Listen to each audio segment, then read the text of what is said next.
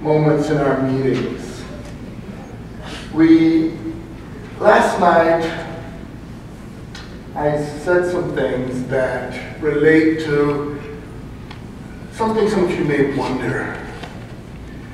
Why does an organization that has as its motto, shifting the geography of reason, give awards?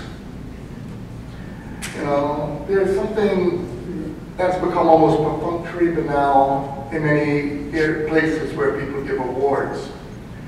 But you see, awards among the hegemonic, awards among those who can presume their legitimacy is, well, that's perfunctory. But what an award means in this context is something very different. If you recall, for instance, when I told the story of Frederick Douglass's mother, I talked about what her love brought him. But the next crucial element is that he should value her love.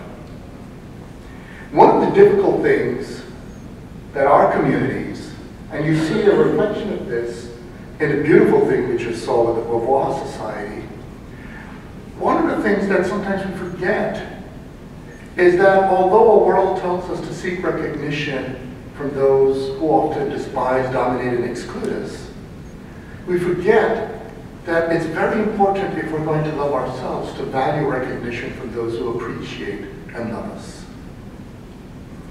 The fact of the matter is, over the years, with the Fanon and the Guillén Award, some of the people we have given these awards to have received monumental awards, but when I visited their homes, there, standing up bright, is the Fanon Award or the Guillén. And it's because, you see, our work, every act of really growing an institution through which the dignity of peoples, of communities can be articulated, is an act of love. And it means the people to whom we give or grant these awards, it's not simply about their academic achievements, which are meritorious. It's not simply about their activism, which is in some cases well known, but it's about their profound courage. And by courage, I don't mean that you're going to risk life and death. We know that form of courage. But there's a form of courage that's in some of your papers about the vulnerability of love. You see, the people we grant the awards to are dedicated to the establishment of the human act of valuing each other. And so it was with that in mind that we started our sense of the award. If we're going to shift the geography of reason, we need to shift the geography of love and recognition. The geography of understanding what it is to value being valued by what emerges from the global south. It doesn't matter so much if we articulate all kinds of epistemic conditions, that very normative core of being able to see the value of love from those who have been ignored, despised, rebuked. So in a way, our awards are actually a statement of thank you. You see what I'm getting at? We're actually saying thank you in awarding you, because you've given us something very precious in your work, your life, in your deeds. You're giving us a portrait, a sense of what it is in your love and devotion to give us the capacity to offer this to you. So this is actually a ceremony of thanks. We'll begin first with the book awards, and then we will proceed to the lifetime achievement and the scholar emerging. Now, one of the reasons we give lifetime achievement awards should be very obvious in terms of my point about thanks. But you see, sometimes there is also the issue of waiting too long. You need to give people a little boost to let them know, we notice you're doing something and we would like you to know early. So we always try to have a younger scholar understand that we're with her or with him. And some of the younger scholars who have received these awards have been Junot Diaz, Edwidge Darticot, just to give you an idea. And the senior scholars have ranged from Gabriel Garcia Marquez, for whom Ngugi Thiong'o articulated a beautiful poem this morning, through to Wilson Harris. The list can go on. And in terms of the book awards, the very first Fanon Book Award was given to Paget Henry for Caliban's Reason. So for those of you who are receiving awards, we'll mess around. So we're going to begin. We're going to permit the book award winners to say something right away because we have a panel discussion for the speakers. We're going to begin first, and then I'll invite Mireille to, unless you're too tired. But not yet, I'll call you up. We'll begin first with the Nicolás Guillén Book Award. Now, Guillén was a poet, activist, writer from Cuba. And the importance of Guillén, particularly his relationship with Langston Hughes, will say quite a bit. But he also understood the value of ideas. And as you know, we're challenging that thesis about the poets that Plato created in his decentering there. Even though he himself is quite poetic, which is an irony. So the first one says here, the 2014 Nicolás Guillén Award for the Outstanding Book in Philosophical Literature goes to Supriya and Nair for Pathologies of Paradise, Caribbean Detours, published by the University of Virginia Press in 2013. Professor Nair is at Tulane University. So, Professor Nair, come to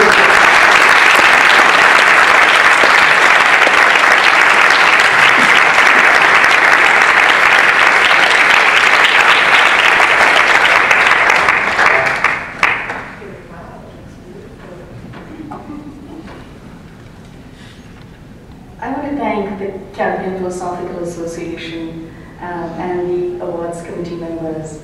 I of course want to thank Louis. Those of you who heard his keynote yesterday must have a sense of how open and generous his nature is. This feels particularly gratifying to me because the first draft of the first chapter was presented at one of the early Caribbean Philosophical Association meetings. And in fact, Louis, I still have memories of a conference even before that, where we sat wrist deep in jerk chicken and cold beer, having a fierce debate, if I remember correctly, about Stuart Hall and Paul Gilroy. One of the best ways to have debates, I think. I want to thank Jane. What can I say about Jane, except that you are one lucky man, Louis. I agree. Thank you to Peg and all the co-organizers and sponsors of this wonderful conference. It's great to be in such illustrious company. And most of all, I want to thank Ngugi Thiong'o. I acknowledged you in my first book many years ago, and it is a delight to be able to do it in person, face to face. Louis was talking about never being alone, but being with a community. He was talking about intergenerationality. And I just want to know, you didn't decolonize my mind, you blew my mind.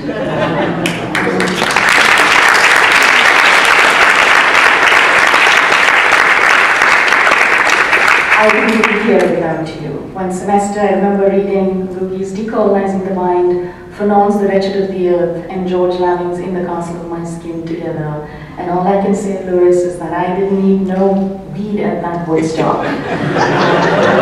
I'm still riding that high, which was matched only by my introduction to feminist theory some years later. So thank you so much for your work. I taught your Dreams in a Time of War last semester, and I'm thrilled to say that my students are now as moved by you as I have been. So thank you all.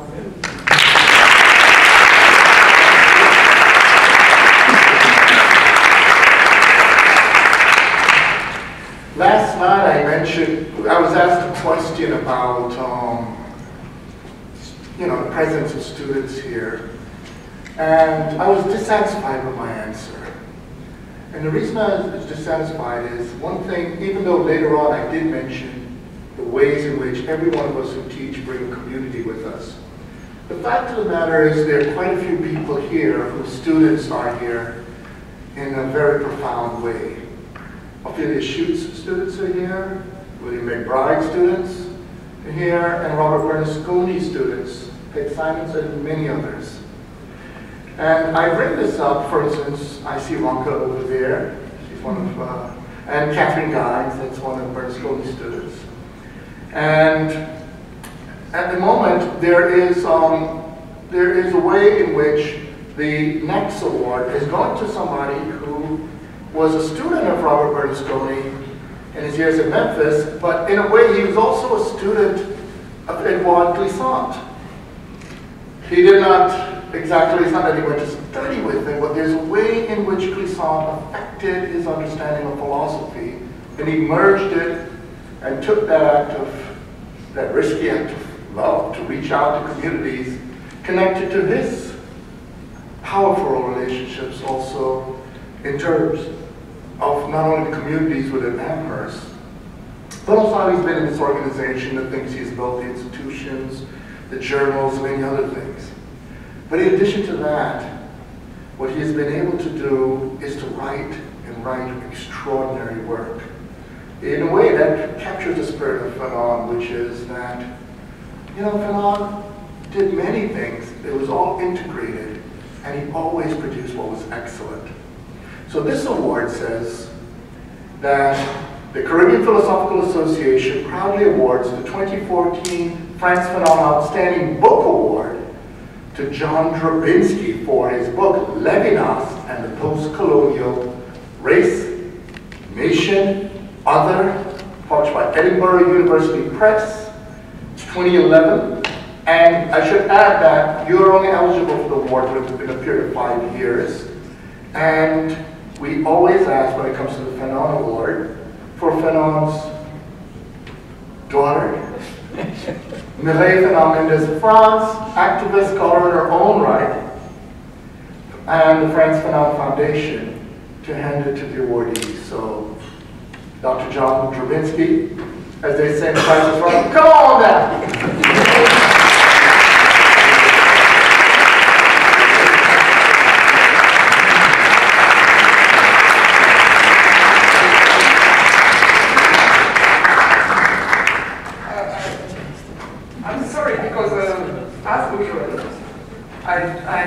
I heard about the name, I read the name of the program, but I don't know anything about the works. That's why I'm very happy to give you this award, but I would like to know more about your work. Well, before you speak, I'll just make one short thing. Some of you may wonder how we confer these awards, and I failed to mention. Each person who wins the award is automatically a member of the awards committee. And so these awards, if you look at who are the previous laureates, that's the company whom after I solicit referees and get the reports, I consult. I don't vote. I'm just a chairperson for it. And the votes come in, and that's how they get it. And the reports are, you know, were stellar on these. And so one of the things is you're now a member of the Frantz Fanon Award Committee. And you're a member of the Guillén. Each of you will get the lifetime honor. But now, without further ado, John Drabinski.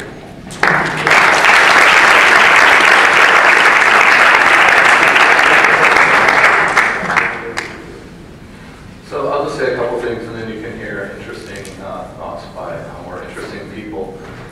First of all, I'm really happy that Robert Bernasconi is here. I don't know if he's in the audience, but you know, many years ago, we sat in his office in Memphis and argued and debated.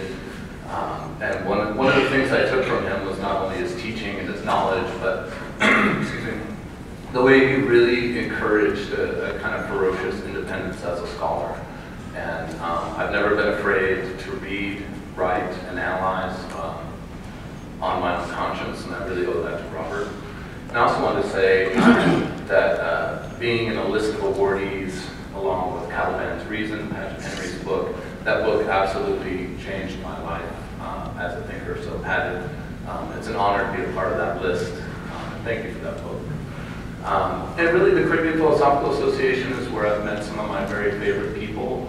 It's a place where it's always a pleasure to share my work, go out for drinks, have dinner, intellectual friendship, and familial friendship. I remember the first time, excuse me, that I went to the Montreal conference, was my first.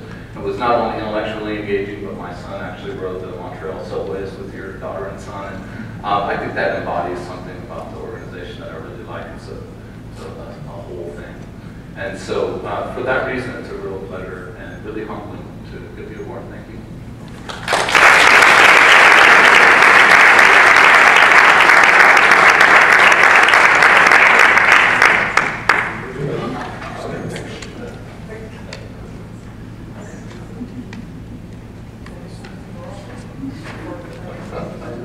I'm now going to get to our outstanding scholar earlier in her career, to Guillén, and then we'll get to the others.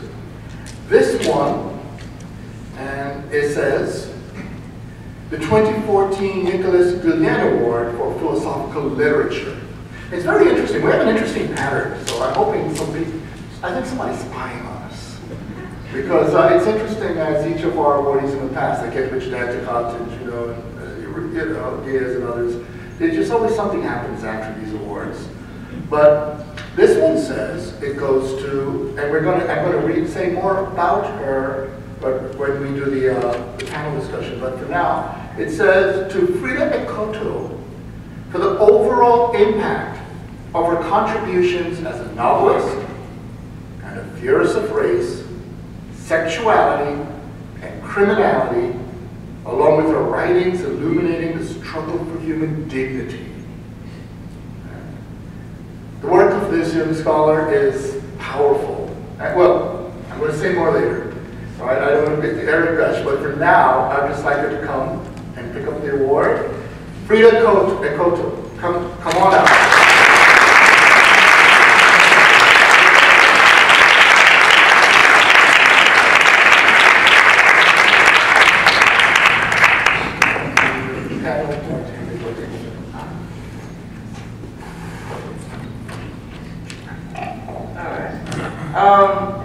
Wow, I don't know what to say. I mean, to stand here, my brother is here. He came from New York to support me because he knew I was going to be very nervous.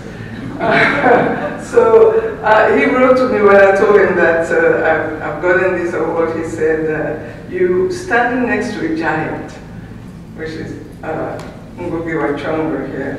And yes, I'm very humble, and I would like to thank Louis, Jane, everybody who really has been supportive of my work.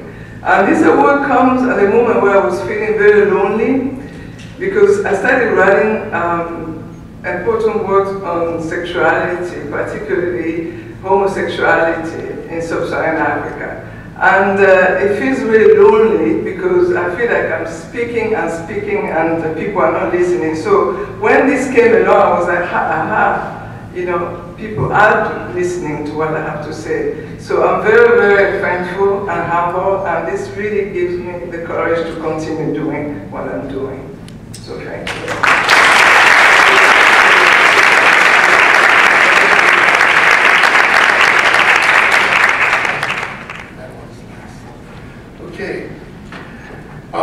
This next award goes to someone without whom, I can't even imagine Fanon studies in the United States. Just can't. I mean, the work he's done not only as a literary theory, a shining literary theory, his work in the journal. Bob Berlusconi just walked in. You just got some love, man, and you missed it. Anyway, the work is not only a giant literary theory, but the work he's done, even certain formulations around his critique of Manichaeism, his work in founding the Journal of Cultural Studies, the show of students, the articulation of rigorous ideas, all kinds of things. What I'm going to do is just read what the front of the award says, and when he comes up, he'll sit, and then he'll, in order, get to say, but it says here, since I can speak so loudly. No, it's okay, my voice carries. It says the 2014 Frantz Fanon Lifetime Achievement Award goes to Abdul JanMohamed for his pioneering work in post-colonial thought. I mean, they're people, people look at hardcore, serious stuff here. It's the man. Cultural studies and his role in the building of institutions conducive to the flourishing of critical thought in service of human dignity. Come on up, Professor Abdul, JanMohamed.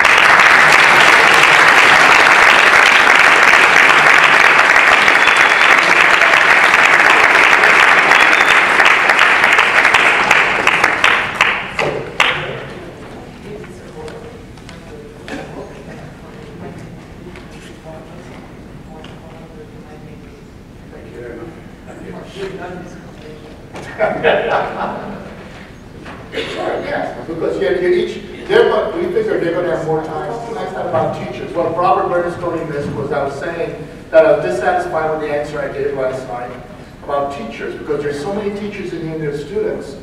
And some of the people, for instance, what Catherine Guines did for the Collegium of Black Women, what John Drabinski has done in a particular journey, not only linking the question of European continental thought with Caribbean thought, African thought, and it goes on and on. What Bill McBride has done, what Ophelia Shute, Simon, so many of you.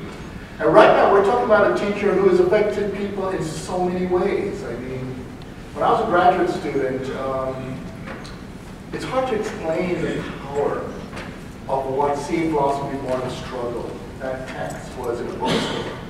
And getting to go through the lives and ideas of those individuals he had put together. But it's not just that. It's the work this individual has done across the globe. You see, there are people who say, a lot of people when they say black or they say African or African American, they're really just talking about themselves. But this is a person who understands the global scope of what it is to deal with the struggles of communities. He has reached through to, for him, black is something that is more even than a question of Africa. The work he does is done in India, the time he spent throughout Latin America. This is a person who, it makes sense why his efforts led to the formation of Philosophy Born of Struggle Society. And there are people here through that society, like Tommy Corey and others, although again, some were not directly students, others were. The fact of the matter is, he's taught so many of us. I consider myself lucky to have been an assistant professor under his mentorship. So I was one of his students as well. And so this award says, the 2014 Frantz Fanon Lifetime Achievement Award. And one of the things Fanon would love about this is a very racist white philosophy professor, group of philosophy professors, when they were referring to black philosophers, referred to this man as angry. And I'm thinking, oh gee, what could there possibly be for a black man in America to be angry about?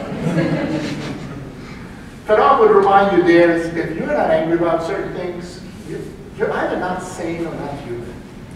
And so this man's anger stimulates growth.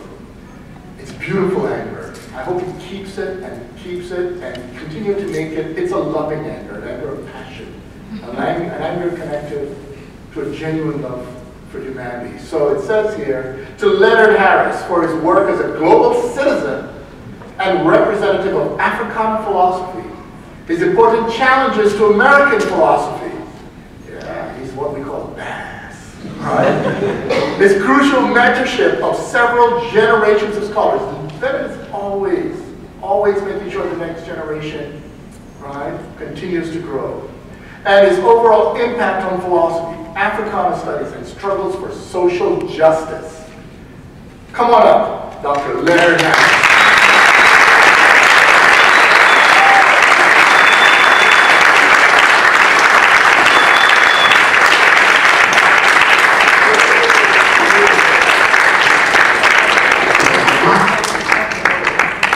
And you're each going to get to speak in a minute, because I want, what it is when you're giving awards like these, you want people to get to say a little more than, thank you, I like your award. Okay? And so now, the last but not least, it's very powerful to explain, there are people who can qualify for more than one. You see, there's some people, the truth is, so a lot of our Guillén winners could also be Fanon winners. It's a very true. For instance, Ekotto could have been a Fanon winner because she fights particularly She understands the way the world's going. And, you know, this man's a fighter. He's been a president. He has dealt with a lot of things that I don't want to get into the details of because they're just frankly traumatic. But each day, with love, with devotion, he continues that struggle. And he does it not only in his deeds, but his writings. You see, his novels are not just novels. His novels constitute and transform worlds and have people in the global south and throughout the world. He reminds you that there are people you should look at as inspiration and sources of value, even down to and through the question of the language that nurtured and enabled it to grow. It was such a pleasure this semester as I was teaching, for instance, decolonization of the mind, but there are many other texts, right? Some of us have written essays, their dissertations on his novels, on nearly almost everything he's done. And it's so special in many ways because one of the students from that class, Emmanuel, who's in the audience here, he's presented, wow, quite a few people on the panel today.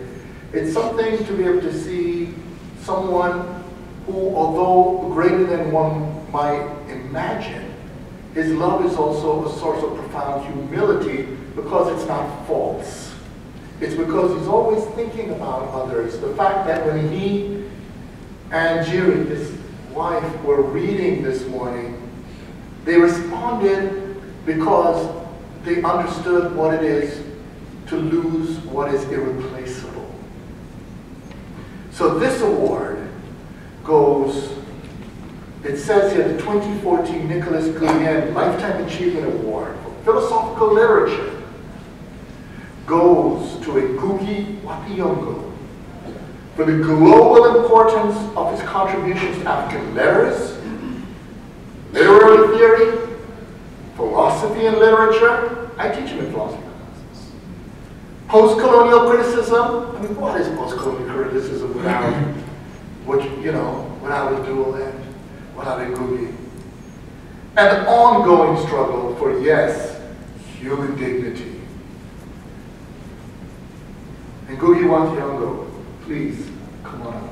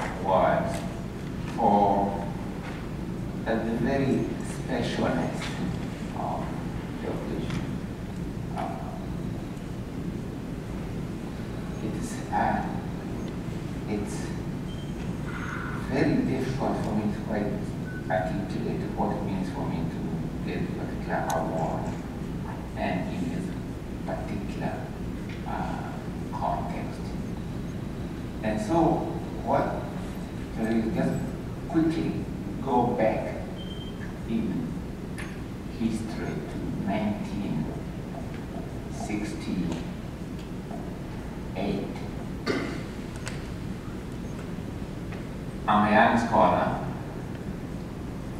I just graduated or worked in Leeds University, where I just published a number of novels. But in Leeds University, I come across two texts, or as three. One, in Leeds, I was studying the work of George Lamy. And I cannot tell you what that meant in Ekotto at the time. George Lamy, who, when there was Conrad and others that I was supposed to be studying, then I opted for George Lamy. Through study of George Lamy, I came across a text by Guillén. Because in Special Exile, Lamy did actually make a brief summary of the text because it was then not readily available. But in Leeds, we're also debating, we're trying to understand. We just come from a colonial situation. We're trying to understand this phenomenon. As some of us could feel through our writing that something wasn't quite right, even though we're joyful about independence. But we never really quite understood the colonial situation in which we were products. And then a fellow student, at least from Kenya, happened to go to Paris at the time during vacations. And in a bookstore somewhere, he came across this text of a work by Frantz Fanon. We don't know the name, quite frankly, but the book was called in English, The Damned. The Damned Terror, it was translated initially as The Damned. So he came back with this particular text. And within a few weeks, it was moving from student to students, particularly those of us who came from the former colonial world or the continuing colonial world. Because it was by reading Fanon at the time, it became a kind of eye-opener. We began to understand this phenomenon, or we were a product of this phenomenon, but in a way, we never understood it until we came into contact with that particular text, which of course later was reissued as the Wretched of the Earth. So I returned to Kenya with those three names, Lamy, and through Lamy, Sierra James, Frantz Fanon. And I am employed as the first African lecturer in English at the University of Nairobi, in the English department. But now, my world is completely changed. I cannot accept that particular tradition. And it was at Nairobi in 1968 that, in fact, we should, for the first, as far as I know, call for a way of reorganization through literary studies, but basically challenging the whole order of knowledge as then inherited by us in the colonial world. Summarizing the statement in which we called for the abolition of the English department. We didn't call for abolition of English, just the abolition of the English department, meaning as then organized. And in 1968, in Nairobi, we called for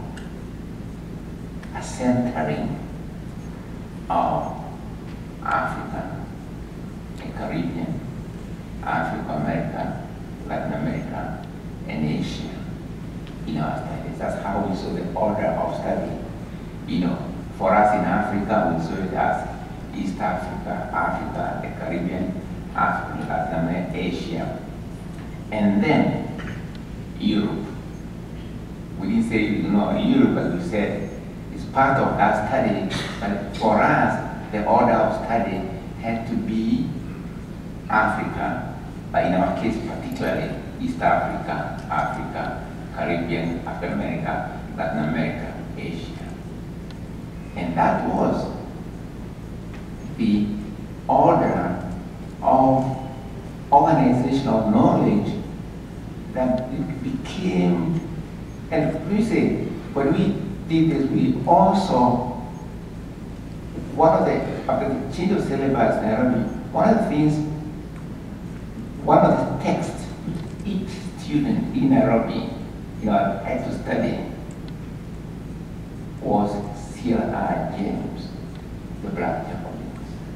That was, every student had to read that particular work.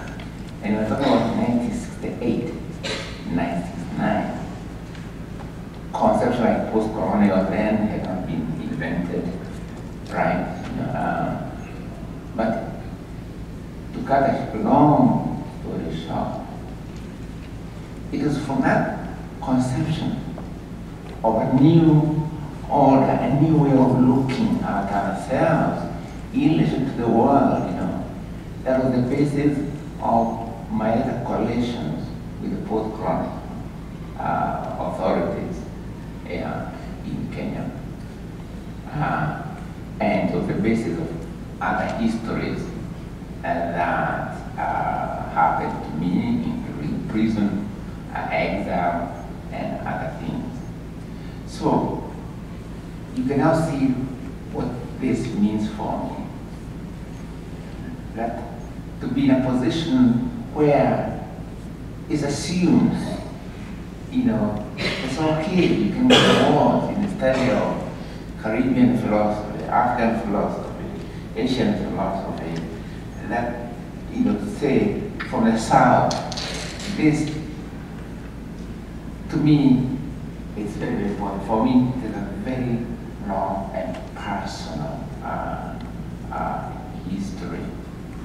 I just thought I'd mention that for you people to really understand that this award for me has that kind of depth of history, personal history, ideological history, and political history. Thank you.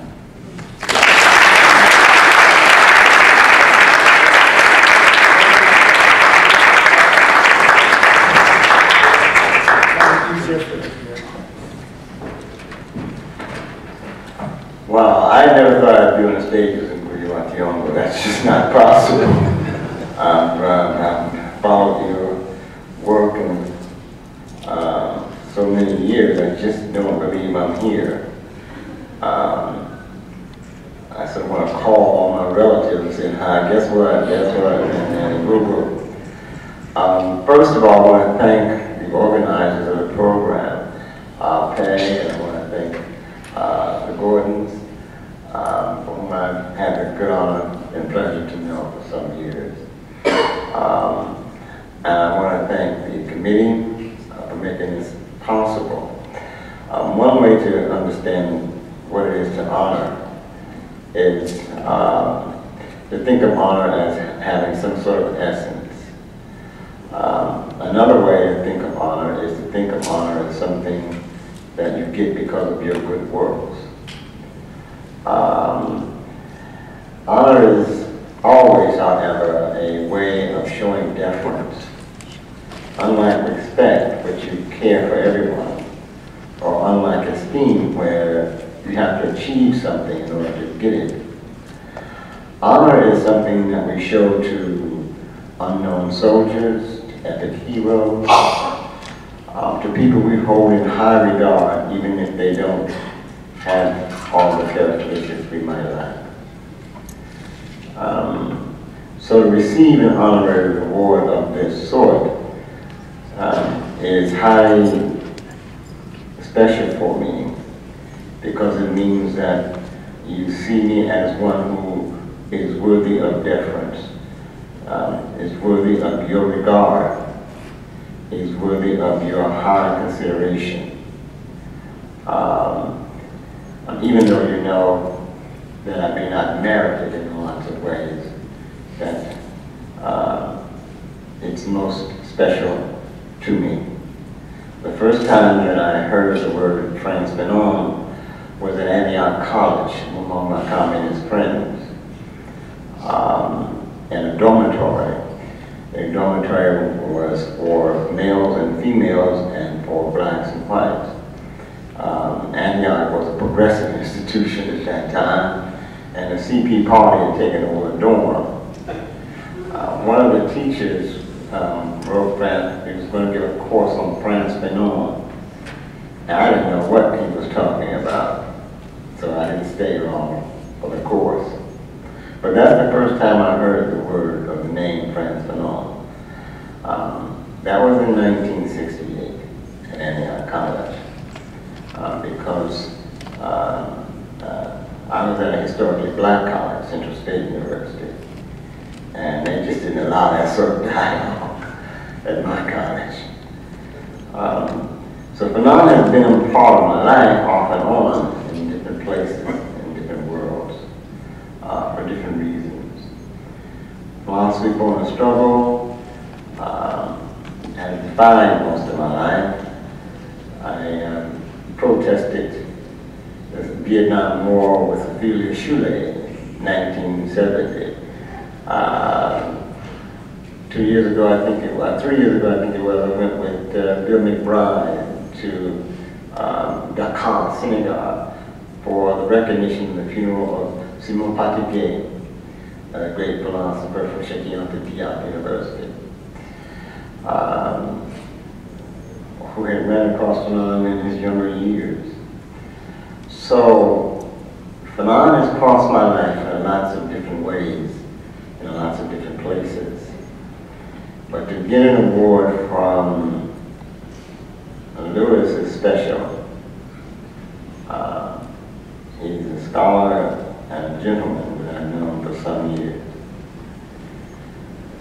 There's a way in which to be honored by the organization and to be given that award by one whom I've known, not just as a student but as a peer and a colleague, and one whom I hold in high regards and have mentioned in many, many places, whether it was in Japan, India, where he had already had a conference and I insisted on going to the girls' school and they refused to allow me, but we went anyway.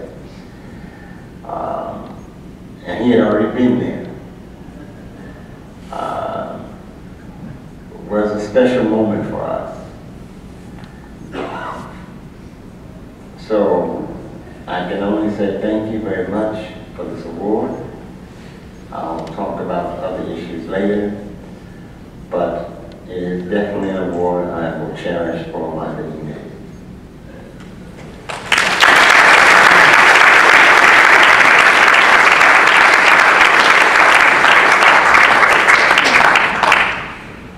Professor Abdul JanMohamed. Can you hear me? I want to thank Louis and Jane and the whole organization. But I want to begin with a very perfunctory thanks and then come back to why this award is so meaningful for me. And I want to mix up those thanks and feelings with a few remarks about the whole project of shifting geographies of reason. First, so thank you very much for everything. To everybody who's been involved in this organization, to Peg for inviting me to participate on the Boar panels and so forth.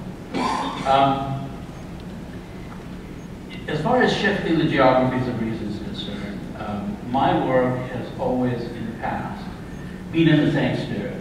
I never thought of that phrase, but it's been in the same spirit.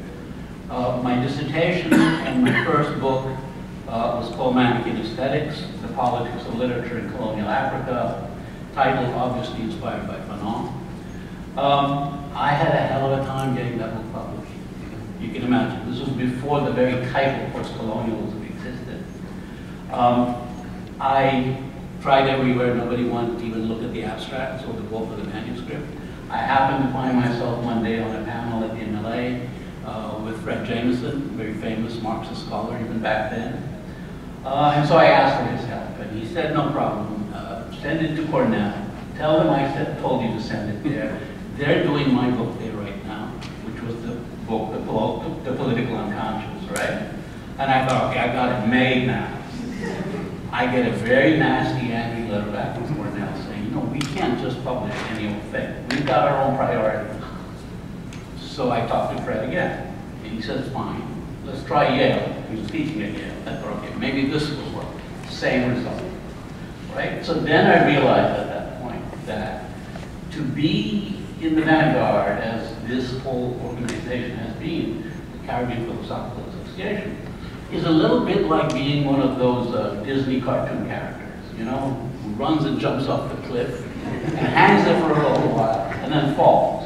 And if you observe carefully, that fall happens when that character looks around and says, oh, there's no ground here, right? And when there's no ground, when you recognize there's no ground, you fall. The trick is not to recognize that there is no ground, right? In other words, what I'm saying is, if we're going to pioneer these things, we've always got to create our own grounds, right? And I think the organization has been doing that precisely in a very fantastic kind of way. Because of that experience of mine about about having difficulty getting my book published, and then subsequently having articles about third world literatures and cultures that were theoretically inclined, not being able to be published in critical inquiry and so on and so forth, because again, to them, this was nonsense. So because of that, we decided to found a journal called Cultural Critique, the mission of which was precisely to be able to provide a venue for the publication of theoretically sophisticated articles on the post-colonial minority discourses and so forth. And in fact, soon after we founded the journal, we published 2 special issues on the nature and context of minority discourse. So this is about creating venues that allow these kinds of things to happen. And it's all about shifting the geographies of reason in one form or another. And because I've been sort of involved in doing that in my own different way, the award here becomes profoundly meaningful for me. Of all the awards I've received, this is the most meaningful for me. And it's particularly meaningful because the book, Mannequin Aesthetics, had 6 chapters, 3 on 3 African writers writing about Africa, and 3 European writers writing about Africa. And it was a contrast in colonial context and different kinds of writing. And it's an enormous honor for me to receive this prize here today because one of the chapters was a Ngugi with Thiong'o. So, I never thought this would happen. So I'm very thankful, and I'm also very thankful for having Fanon to be the person who awards me. Beyond that, I just want to make a couple more remarks about the fights involved in the shifting geographies of reason. One is the present, one instance about the present, another about the future. Currently, I'm involved, I've been teaching at Berkeley for a long time, I'm involved in a fight to have the philosophy department put in receivership.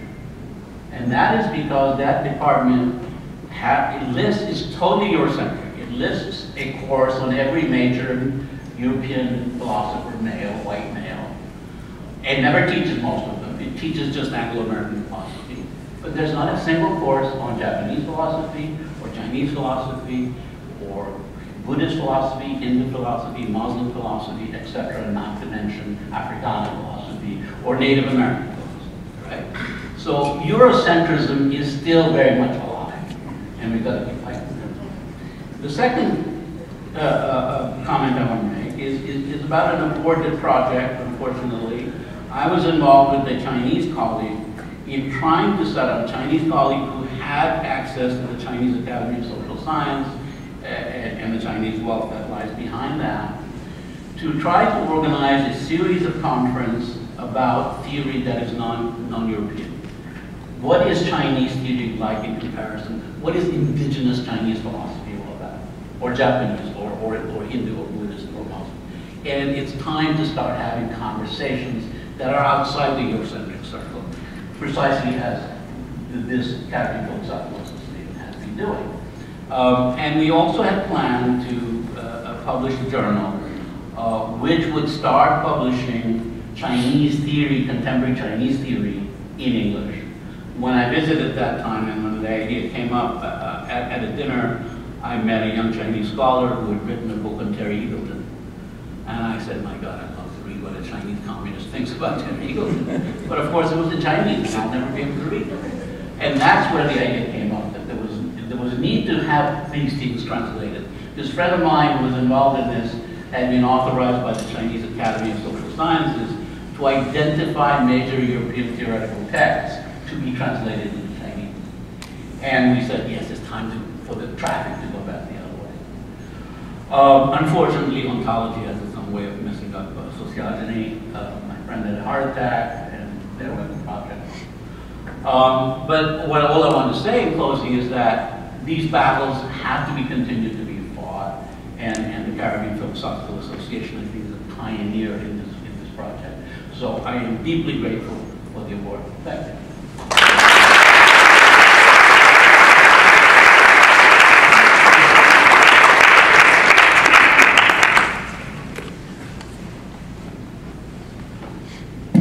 Can you hear me? Okay. For me, this award means a lot as well because when I started teaching at the University of Michigan, one of my first tasks was to change the curriculum in the French department. Even the Francophone studies has been there for a long time, but I was not really happy with the kind of courses that my colleagues were teaching within the department. So alone, I decided to have courses on African sexuality, blackness, on race in general. I just changed the whole curriculum. And so we had a meeting whether or not this curriculum was going to be approved. And then some of my colleagues said, what is this young professor talking about? Yet another Francophone. I heard Francophone. So I simply said, as a first, I was a young scholar, first year teaching there, I said, whether or not you like it, this curriculum has to change. And of course, they thought I was arrogant. And of course, the prospect of getting tenure was jeopardized, but I said, never mind, I will proceed. And then eventually, some of these courses were approved. So for me, really, shifting the geography of reason means really to have the courage to stand and then to do certain readings. And even though you are at the margins all the time, but you always have to remember that you can also, from the margin, really change the geography.